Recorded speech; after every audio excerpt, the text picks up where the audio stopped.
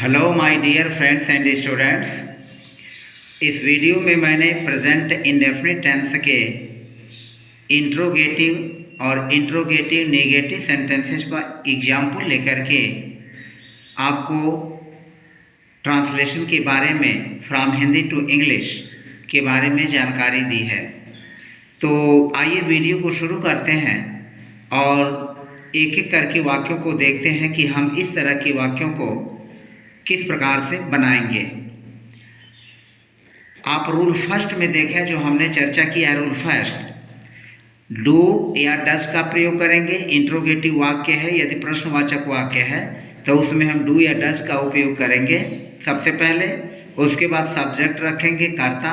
उसके बाद क्रिया की फर्स्ट फॉर्म यानी बेस फॉर्म का यूज कर लेंगे, verb of the base form. यदि वाक्य में ऑब्जेक्ट है तो ऑब्जेक्ट का यूज कर लेंगे, और यदि वाक्य में अन्य शब्द हैं तो उनका भी यूज कर लेंगे। यानी इस स्ट्रक्चर पर ऑब्जेक्ट और अदर वर्ड्स नहीं हैं तो हम केवल डू या डज और प्लस सब्जेक्ट प्लस वर्ब से भी काम चला लेंगे। तो इस तरह से रूल फर्स्ट में यह हुआ। आप जैसा कि जानते हैं, प्रेजेंट इंडेफिनिट टेंस के इंट्रोगेटिव सेंटेंसेस की पहचान जो होती है वह हिंदी वाक्यों के अंत में होता है। ता है, ती है, ते है, ते हूँ, ती हूँ, इस तरह का आता है। और वाक्य के शुरू में प्रश्नवाचक शब्द क्या आएगा जब हम केवल डू और डज का यूज करेंगे।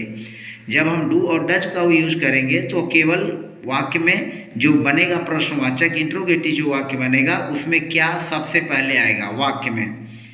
तो इस तरह से हम इस प्रकार के हिंदी सेंटेंसेस को इंग्लिश सेंटेंसेस में कैसे कन्वर्ट करते हैं तो इसके बारे में हमने रूल की पहले चर्चा कर ली। अगर सब्जेक्ट सिंगुलर है तो डज का यूज करेंगे, अगर सब्जेक्ट प्लूरल है तो डू का यूज करेंगे। यानी सब्जेक्ट सिंगुलर है तो डज और सब्जेक्ट प्लूरल है तो डू का यूज करेंगे।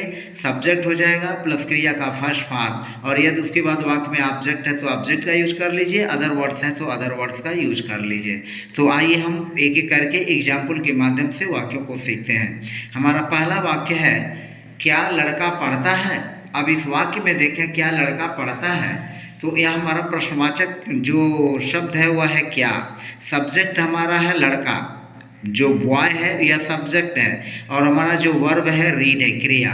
तो इसमें प्रश्नवाचक शब्द, चूंकि लड़का सिंगुलर है तो इसके पहले हम डज का यूज कर लेंगे। तो डज द बॉय सब्जेक्ट हो गया, और वर्ब की फर्स्ट फॉर्म यानी बेस फॉर्म रीड का यूज कर लेंगे। तो हम इसकी ट्रांसलेशन बनाएंगे, डज द बॉय, यहाँ पर देखें डज द बॉय, और यह हो जाएगा read. Does the boy read, और मार्क ऑफ इंटीरोगेशन। तो डज द बॉय रीड यानी डज हो गया द बॉय के हिसाब से, चूंकि द बॉय सिंगुलर है तो हमने डज का यूज कर लिया। सब्जेक्ट हमारा हुआ, और इस वाक्य में क्रिया है रीड, यानी इस वर्ग में ऑब्जेक्ट और अदर पर्सन अदर वर्ड्स नहीं हैं। तो क्या लड़का पढ़ता है, डज द बॉय रीड। ये सिंपल वाक्य हैं जिनको आप आसानी से सीख सकते हैं। क्या लड़का कहानी पढ़ता है, क्या लड़का कहानी पढ़ता है, तो इसको हम लिखेंगे। लड़का चूंकि सिंगुलर सब्जेक्ट है तो यहाँ पर हम यूज कर लेंगे डज का, यह हटा जाएगा डज, और यहाँ पर लिखेंगे the boy, does the boy, और रीड हुआ क्रिया का first form base form, does the boy read, और कहानी हो जाएगा और स्टोरी, यह हमारा ऑब्जेक्ट है, यह हमारा ऑब्जेक्ट है। Does the boy read a story, क्या लड़का कहानी पढ़ता है, लड़का क्या पढ़ता है। जब हम क्या से प्रश्न करेंगे तो जो हमें उत्तर में मिलेगा वही हमारा क्या हो जाएगा, ऑब्जेक्ट हो जाएगा। Does the boy read a story, तो द बॉय सिंगुलर है, इसके पहले हमने डज का यूज कर लिया। उसके बाद रीड हमारा वर्ब का बेस फॉर्म, और स्टोरी ऑब्जेक्ट है तो ऑब्जेक्ट का यूज हो गया। फिर आगे देखें, क्या शिकारी खाते हैं। अब यहाँ शिकारी प्लूरल है तो यहाँ पर हो जाएगा दी हंटर्स। हम सबसे पहले सब्जेक्ट ही लिख लेते हैं, दी हंटर्स, और चूंकि द हंटर्स प्लूरल है तो यहाँ हो जाएगा डू द हंटर्स, क्या शिकारी। अब क्रिया का बेस फॉर्म ईट, तो डू द हंटर्स ईट, क्या शिकारी खाते हैं, इसमें केवल डू है, फिर सब्जेक्ट है और वर्ब की बेस फॉर्म है। फिर देखें, क्या शिकारी उबला अंडा खाते हैं। अब यहाँ पर शिकारी सब्जेक्ट हो गया, खाते हैं वर्ब हो गया, और उबला अंडा ऑब्जेक्ट हो गया। तो हम पहले लिखेंगे do the hunters do the hunters eat खाते हैं, ऑब्जेक्ट क्या है, the boiled egg, the boiled egg, यह हो जाएगा do the hunters eat the boiled egg, क्या शिकारी उबला हुआ अंडा खाते हैं, do the hunters eat the boiled egg. फिर हमारा अगला है क्या ओवे गाते हैं, तो ओवे चूंकि प्लूरल है तो यहाँ पर हो जाएगा डू दे और उसके बाद हम यूज कर लेंगे सिंग का, डू दे सिंग, क्या ओवे गाते हैं, पहले सब डू हुआ, फिर सब्जेक्ट हुआ, फिर वर्ब की बेस फॉर्म। अब यहाँ छठा देखें, क्या ओवे गीत गाते हैं, अब यहाँ पर हो जाएगा डू हमारा हुआ, फिर सब्जेक्ट हो जाएगा दे और दे के बाद वर्ब की base form sing, do they sing और फिर गीत हो जाएगा ऑब्जेक्ट, तो यह हो जाएगा song, do they sing song, क्या ओवे गीत गाते हैं, डू दे सिंग सॉन्ग, क्या ओवे गीत गाते हैं। फिर आगे चलें, यह है कि क्या मेरा भाई पढ़ता है, अब यहाँ मेरा भाई सब्जेक्ट है और मेरा भाई सिंगुलर है तो हम यहाँ यूज कर लेंगे डज का, डज, और यहाँ लिखेंगे माई ब्रदर सब्जेक्ट हो गया, तो डज माई ब्रदर, क्या मेरा भाई रीड पढ़ता है, डज माई ब्रदर रीड, क्या मेरा भाई पढ़ता है, तो सब्जेक्ट हुआ और वर्ब की बेस फॉर्म यानी डू डज, डज हो गया प्लस सब्जेक्ट हो गया और प्लस वर्ब की बेस फॉर्म भी वन हो गया। तो इस तरह से हम स्ट्रक्चर का यूज करते हुए आसानी से वाक्यों को हिंदी से इंग्लिश में ट्रांसलेट कर सकते हैं। क्या मेरा भाई अखबार पढ़ता है, तो यहाँ पर हो जाएगा डज और यहाँ पर हो जाएगा my brother subject, does my brother और फिर हो जाएगा read, does my brother read, क्या मेरा भाई पढ़ता है, क्या अखबार, यहाँ पर ऑब्जेक्ट है तो यहाँ पर लिखेंगे द न्यूज पेपर और यह mark of interrogation, does my brother read the news paper, does my brother read the news paper, क्या मेरा भाई अखबार पढ़ता है, does my brother read the news paper, क्या मेरा भाई अखबार पढ़ता है।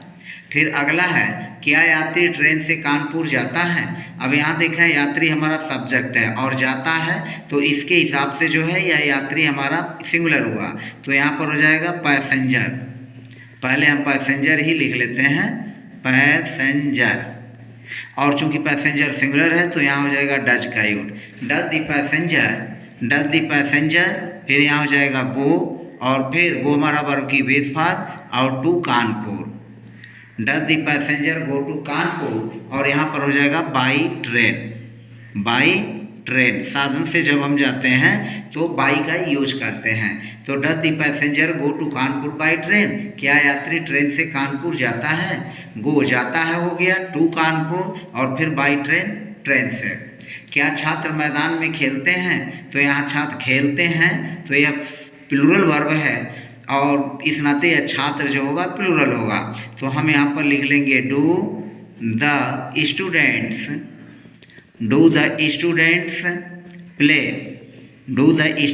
प्ले, क्या छात्र खेलते हैं इन द फील्ड मैदान में, in the field, do the students play in the field, क्या छात्र मैदान में खेलते हैं। फिर है हमारा 11वां वाक्य, क्या वह गाड़ी चलाती है, तो यहाँ पर ही शी सिंगुलर है तो हम यहाँ पर लिख लेंगे does she drive a car, तो यहाँ सब्जेक्ट हुआ, ड्राइव वर्ब हुआ और अ कार ऑब्जेक्ट हो गया, does she drive a car, क्या वह गाड़ी चलाती है। नेक्स्ट सेंटेंस में रूल 2 है और रूल 2 में हमने इंट्रोगेटिव निगेटिव सेंटेंसेस को लिया है, तो इंट्रोगेटिव निगेटिव सेंटेंसेस को जब बनाना होगा तो अगर सब्जेक्ट प्लूरल है तो डू का यूज करेंगे, सब्जेक्ट अगर सिंगुलर है तो डज का यूज करेंगे, उसके बाद सब्जेक्ट हो जाएगा, फिर नॉट का यूज करेंगे और नॉट के बाद वर्ब की बेस फॉर्म, फिर ऑब्जेक्ट और यदि अन्य वर्ड्स हैं तो उनको भी यूज कर लेंगे। तो आइए एक एक एग्जाम्पल के माध्यम से हम स्ट्रक्चर को समझने की कोशिश करते हैं। एग्जाम्पल्स में है क्या राधा मधुर गाना नहीं गाती है, अब यहाँ राधा सिंगुलर सब्जेक्ट है तो हम डज का यूज कर लेंगे, डज और सब्जेक्ट हो गया हमारा राधा, डज राधा और उसके बाद चूंकि सब्जेक्ट है तो सब्जेक्ट के बाद यहाँ नॉट हो गया, डज राधा नॉट और तब वर्ब की base form, does Radha not sing a sweet song, a sweet song. Does Radha not sing a sweet song, यह अ स्वीट सॉन्ग हमारा ऑब्जेक्ट हो गया। तो does Radha not sing a sweet song, क्या राधा मधुर गाना नहीं गाती है।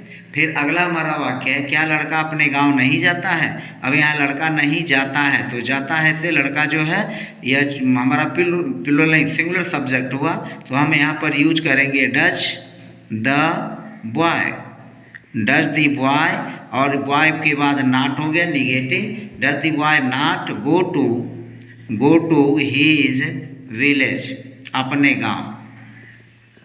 Does the boy not go to his village, क्या लड़का अपने गांव नहीं जाता है।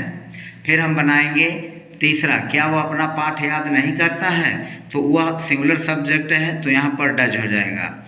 डज ही, और इस सब्जेक्ट के बाद हम तुरंत नॉट का यूज करेंगे। Does he not learn, does he not learn, क्या वह याद नहीं करता है, क्या याद नहीं करता है, हीज लेसन।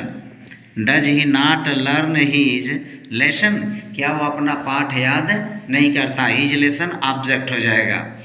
तो डू डज, डज हो गया प्लस सब्जेक्ट हो गया प्लस नॉट हो गया प्लस वर्ब की बेस फॉर्म V1 हो गया और प्लस जो हुआ ऑब्जेक्ट हो गया। हम आगे चलते हैं, क्या वे अपने घर नहीं जाते हैं। अब वे यहाँ जो कोई प्लूरल सब्जेक्ट है तो लिखेंगे डू दे और सब्जेक्ट के बाद not. Do they not go to, अपने घर, चूंकि दे बहुवचन है तो यहाँ पर हो जाएगा there.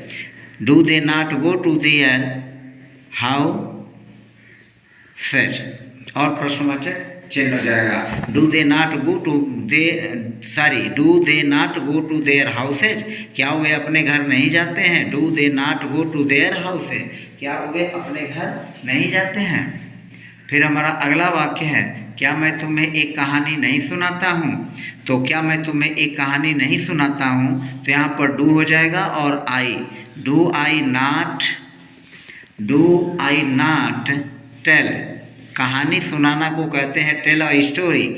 Do I not tell you, do I not tell you तुम्हें अ स्टोरी। तो do I not tell you story, क्या मैं तुम्हें एक कहानी नहीं सुनाता हूँ। Do I not tell you a story, तो तुम्हें हो गया यू और यू के बाद अ स्टोरी, तो इसमें डबल ऑब्जेक्ट है, यू भी ऑब्जेक्ट है और स्टोरी भी ऑब्जेक्ट है। दो तरह के ऑब्जेक्ट हैं जिनको हम डायरेक्ट एंड इनडायरेक्ट ऑब्जेक्ट कहते हैं। क्या अध्यापक उनको नहीं जानते हैं। अब अध्यापक यहाँ प्लूरल है तो डू का यूज कर लेंगे और लिख लेंगे do the teachers. Do the teachers not, do the teachers not know, और फिर उनको, यहाँ उनको सिंगुलर भी मान सकते हैं प्लूरल भी मान सकते हैं, तो या तो देम का यूज करें या तो हिम का यूज करें या हर का यूज करें। सम्मान की दशा में हम उनको सिंगुलर मान लेंगे और हिम और हर का यूज कर लेंगे। तो do the teachers not know them, क्या अध्यापक उनको नहीं जानते हैं। फिर अगला हमारा वाक्य है, क्या माता जी प्रतिदिन मंदिर नहीं जाती हैं। तो क्या माता जी प्रतिदिन मंदिर नहीं जाती हैं, तो यहाँ डज, माता जी सिंगुलर हो गया। डज द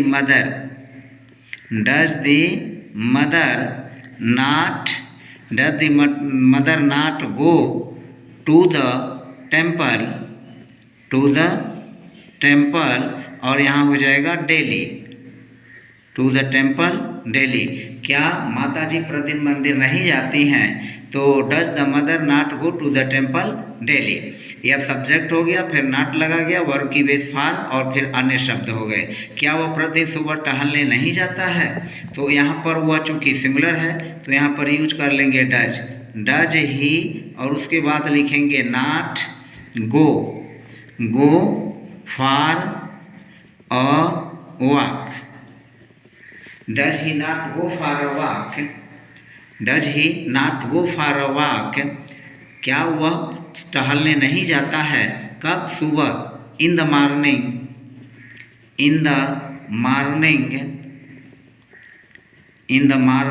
और यहाँ हो जाएगा daily. Does he not go for a walk in the morning daily, क्या वह प्रतिदिन सुबह टहलने नहीं जाता है, तो लिखेंगे does he not go for a walk, टहलने नहीं जाता है, go for a walk in the morning daily, क्या वह प्रतिदिन सुबह टहलने नहीं जाता है? क्या तुम उसे नहीं पीटते हो? तो यहाँ चूँकि तुम है तो डू यू नॉट, और बीट मीन्स पीटना, तो beat him. Do you not beat him, तो यहाँ हमारा हिम ऑब्जेक्ट हो गया, बीट वर्ब की बेस फॉर्म, और यू जो है सब्जेक्ट हो गया।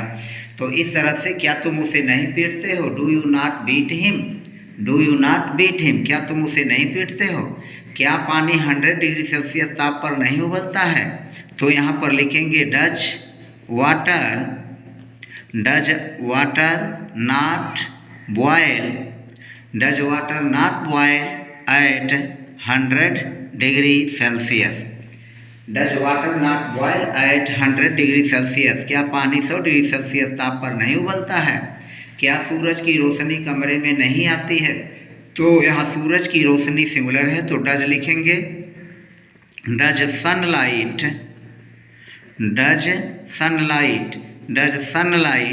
Not inter, does sunlight not enter the room, does the sunlight not enter the room, यह हो गया।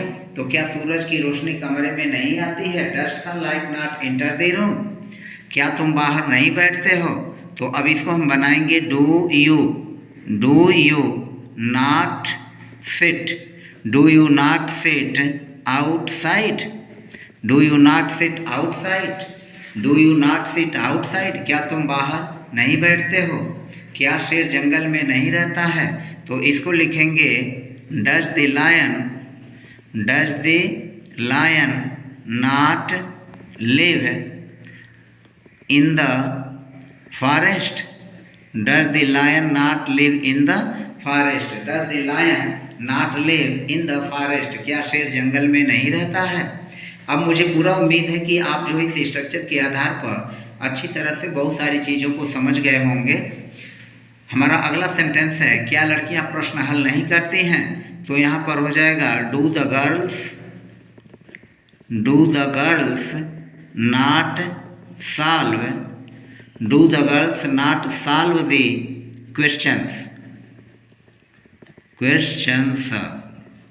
Do the girls not solve the questions, क्या लड़कियां प्रश्न हल नहीं करती हैं? फिर हमारा अगला वाक्य है, क्या शीलू अपने कपड़े नहीं धोती है? तो यहाँ पर हो जाएगा does शीलू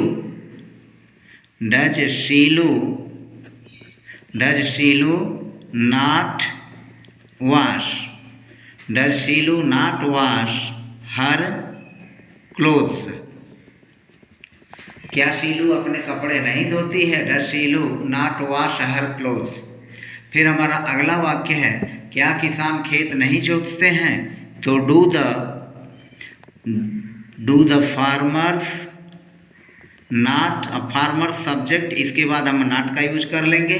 do the farmers not plough, do the farmers not plough the fields,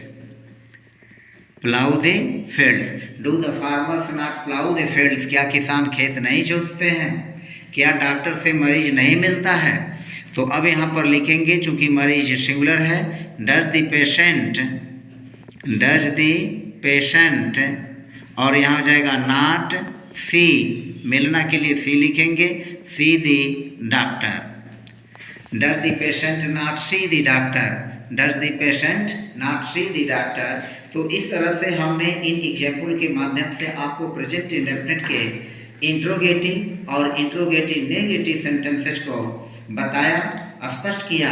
मुझे पूरा उम्मीद है कि आपको यह वीडियो पसंद आई और आपने वीडियो के माध्यम से इस प्रकार के हिंदी सेंटेंसेस को इंग्लिश सेंटेंसेस में ट्रांसलेट करने के बारे में सीखा। तो फिलहाल आज की वीडियो में बस इतना ही रहते देते हैं। मिलते हैं नेक्स्ट वीडियो में नए टॉपिक के साथ। तब तक के लिए बाय बाय, थैंक यू।